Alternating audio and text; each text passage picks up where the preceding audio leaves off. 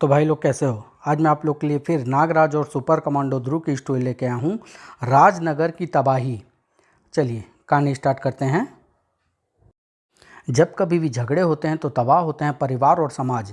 जब युद्ध होते हैं तो तबाह होते हैं देश और साम्राज्य।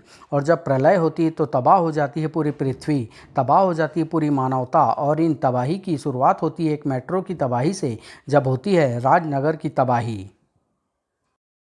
एक सैन यहाँ पर भी। बस कानूनी कार्यवाही पूरी हो गई। बधाई हो मिस भारती, अब आप इस कंपनी में 51% के हिस्सेदार हैं और अब से इस कंपनी का आधिकारिक रूप से नाम भारती कम्युनिकेशन लिमिटेड है। थैंक यू वकील साहब। वो सब तो हो गया, पर मेरा 35 करोड़ का चेक कहाँ है? ये रहा आपका चेक मिस्टर पहलेजा। आज आज से हम पार्टनर हैं और आज से कंपनी का मैनेजमेंट हम खुद देखेंगे। ज़रूर ज़रूर, क्यों नहीं क्यों नहीं। लेकिन अब मुझे जाने की इजाज़त दीजिए। आश्चर्य की बात है, पहलेजा कुछ तनाव में लग रहा है। 35 करोड़ का चेक मिलने से भी उसके चेहरे पर मुस्कान की एक लकीर तक नहीं आई। कुछ गड़बड़ी लगती है, कुछ गड़बड़ लगती है। पहलेजा के तनाव की वजह साफ थी। डॉन पासा का दिया हुआ वक्त काल खत्म हो रहा है और यह चेक कैश होने में कम से कम 2 दिन तो लगेंगे ही। खैर, चेक तो हाथ में आ ही गया है। डॉन पासा को किसी न किसी तरह से एक और दिन का समय देने को पटा ही लूँगा। पहलेजा ने उस नाग को बिल्कुल नहीं देखा जो चुपचाप उसकी कार में घुसकर गुम हो रहा था। और इसी वक्त राजनगर में मैं इस शहर में आ तो गया हूँ, लेकिन उस आदमी को कैसे चुनूंगा जिससे हमारा काम हो सके। लेकिन आदमी तो मिलेगा ही, और पास ही कहीं पर तैयार रहना। धमाका होने के बाद पुलिस के आने तक हमारे पास सिर्फ 3 से 4 मिनट होंगे। बहुत समय है, इतनी देर में हम सारा माल उड़ा लेंगे। ठीक है, लेकिन अगर पुलिस पहले आ गई तो उड़ा देना कमीनों को। मैं अब डिटोनेटर का हत्था दबा रहा हूँ। 1 2 3 हत्था दबा, लेकिन धमाका नहीं हो पाया।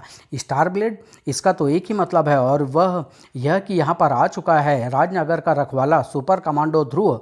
इसका एक और मतलब है, और वो ये कि तुम लोग सीधे जेल जा रहे हो मुझे ये बताने के बाद कि तुम लोग किसके आदमी हो।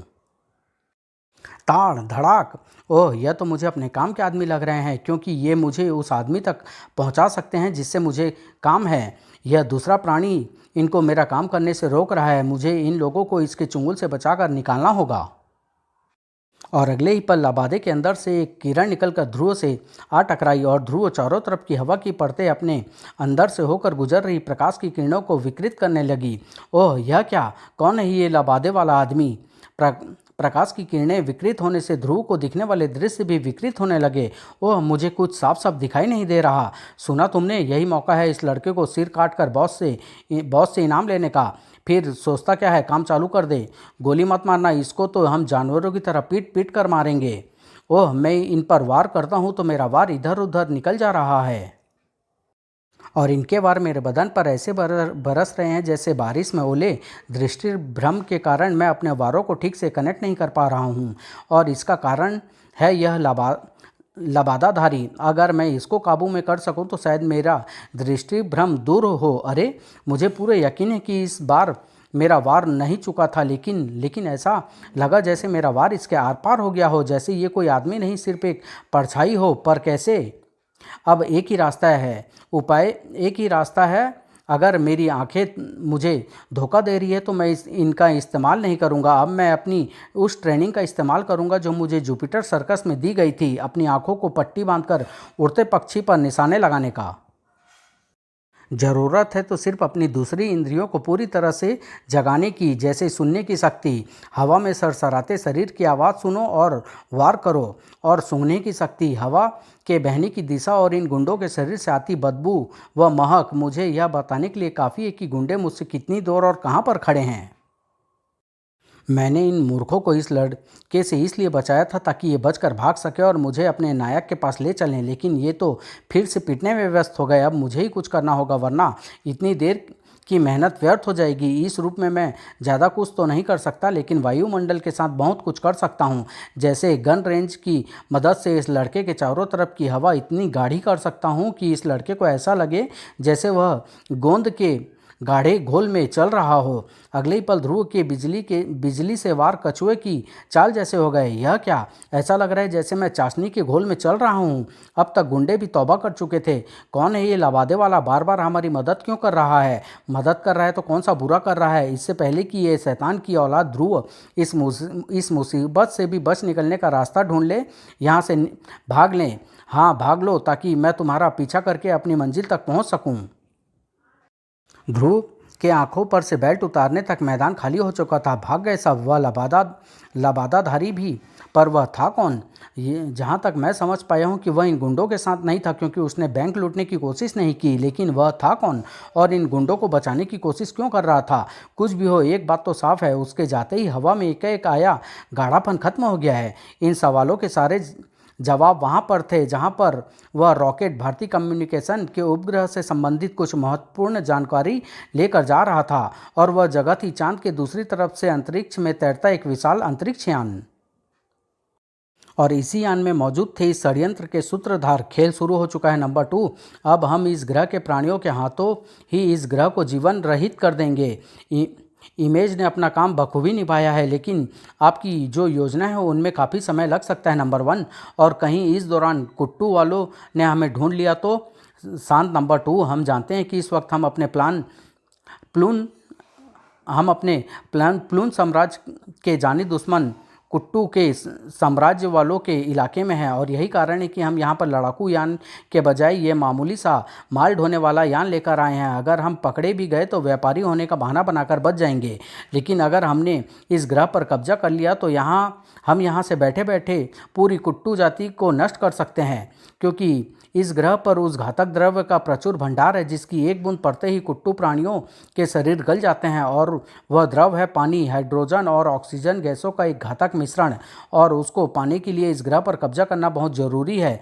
अगर ऐसा था तो हमको अपने लड़ाकू यान लेकर आना चाहिए था। जानता है नंबर 2 क्यों है? क्योंकि तू मूर्ख है। अगर हम इस ग्रह पर हमला करते तो अब तक कुट्टू हमारा सफाया कर देते। बात समझ में आ गई नंबर 1? हमला करते ही उनको हमारी उपस्थिति का पता चल जाता। लेकिन एक बात मुझे अभी तक समझ में नहीं आई, आपने अपने प्लान की टेस्टिंग के लिए इस राजनगर नाम के शहर को ही क्यों चुना? कई कारण है नंबर 2। एक तो हम इस ग्रह के प्राणियों के बारे में ज़्यादा कुछ नहीं जानते, लेकिन इतना ज़रूर जानते हैं कि अगर पृथ्वीवासियों को हमारी उपस्थिति का पता चल गया तो उनका विज्ञान हमको नष्ट करने में भी सक्षम है। वैसे भी इस ग्रह पर असाधारण शक्ति वाले कई प्राणी हैं जिनसे हमको बच कर रहना है। हमको डर सिर्फ कुट्टू से नहीं, इन प्राणियों से भी है।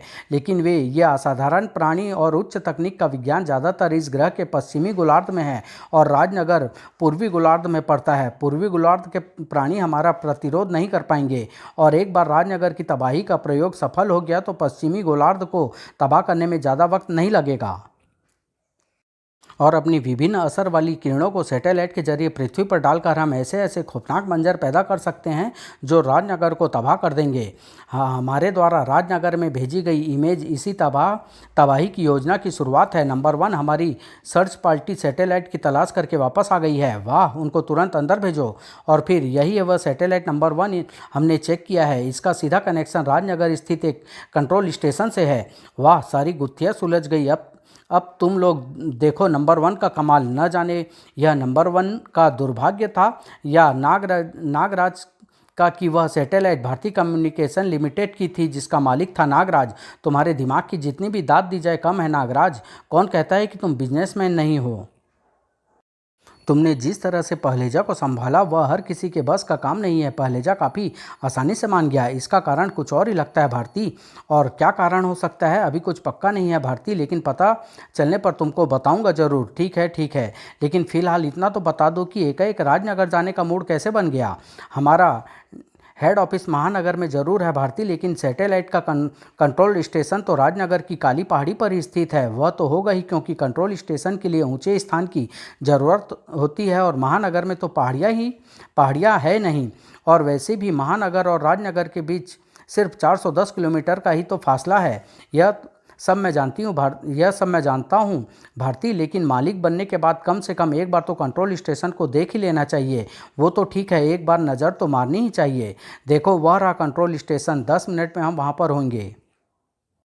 और उसी वक्त चांद की आड़ में छिपे अंतरिक्ष यान में हमारे इस यान में घातक हथियार न सही लेकिन अद्भुत असर दिखाने वाली बेशुमार किरणों का भंडार जरूर मौजूद है। जैसे कि ये किरण जिसका प्रयोग मैं अभी करने जा रहा हूँ सिर्फ टेस्टिंग के तौर पर, जब ये किरण हमारे यान से निकलकर उपग्रह से होते हुए राजनगर की धरती से टकराएगी तो यह उन दृश्यों को फिर से जिंदा कर देगी जो उस स्थान पर हजारों साल पहले ही घटित हो चुके हैं। यानी फिर से जिंदा हो उठेगा लाखों साल पहले का पृथ्वीवासी, जिसको आज से पृथ्वीवासी प्रागैतिहासिक मानव कहते हैं, जो पत्थर के हथियारों से विशालकाय और खूंखार पशुओं को नष्ट कर देता था।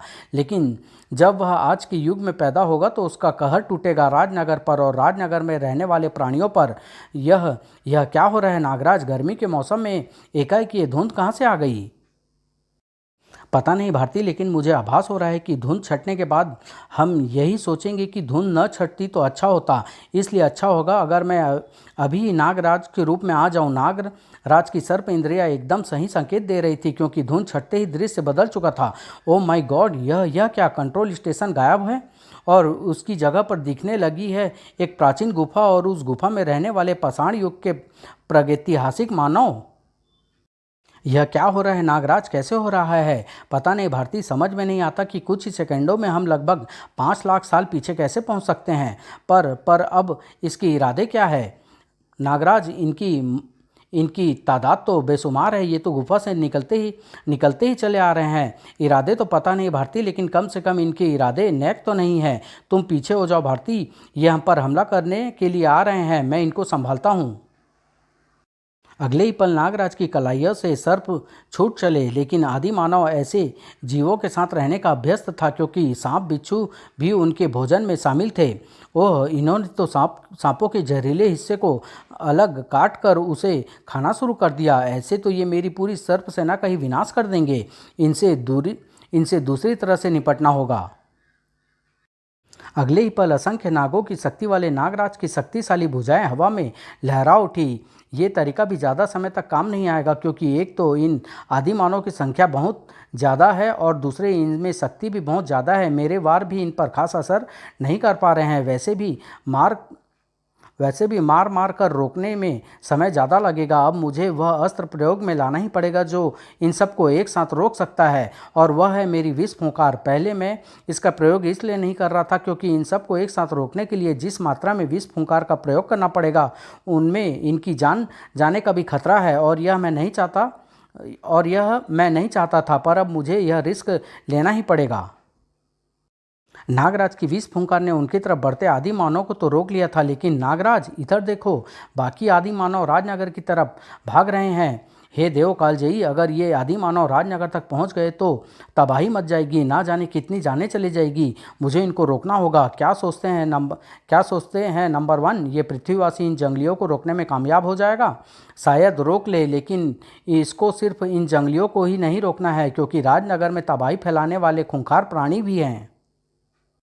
ऐसे प्राणी जिनका शिकार ये शक्तिशाली और वहशी आदि मानव भी झुंड में ही कर पाता था। खूंखार प्रागैतिहासिक पशु जैसे विशालकाय मैमोथ। ओह, ये तो एक प्रागैतिहासिक पशु है मैमोथ, और ये आदि मानव इससे घबरा कर वापस भाग रहे हैं। मुझे सबसे पहले इसी को रोकना होगा, वरना इन आदिम मानव को कुचलने के बाद ये राजनगर में घुसकर भी तबाही मचा सकता है।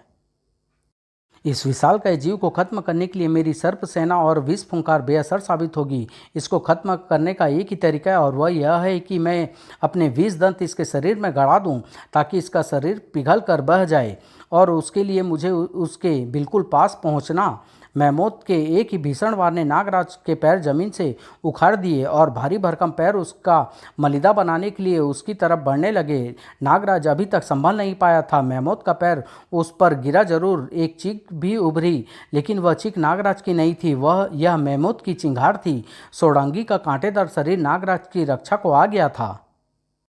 अब मैमोथ सिर्फ 3 पैरों पर असंतुलित सा खड़ा था और नागराज का एक भीषण वार उसको जमीन पर गिराने के लिए काफ़ी था। अगले ही पल सोडांगी ने उसके अगले पैरों को कसकर जकड़ लिया। अब मैमोथ फुर्ती से खड़ा हो सकने की हालत में नहीं था। वह क्रोध से चिंगाड़ उठा और उसने बिजली की सी फुर्ती से अपनी तरफ बढ़ते नागराज को अपनी बलदार सूंड के शिकंजे में कस लिया।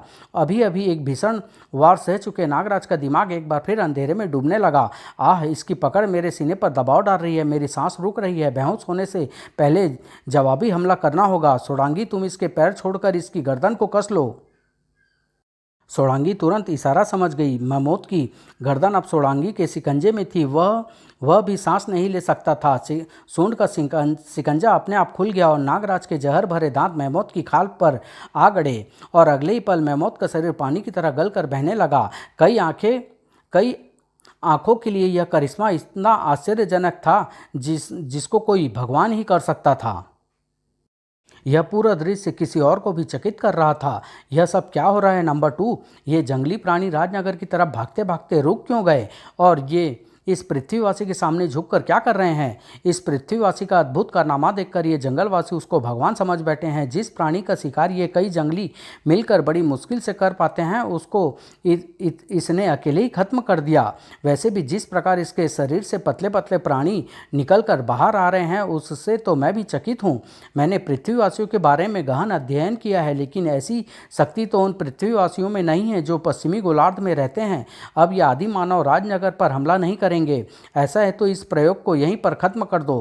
पृथ्वी के पूरे इतिहास का फिर से अध्ययन करो और ऐसे प्राणियों की तलाश करो जो खूंखार भी हो और ऐसे छोटे मोटे चमत्कारों से किसी को भगवान न मान लेते हो। जो आदेश नंबर 1। और फिलहाल इस किरण को बंद कर दो।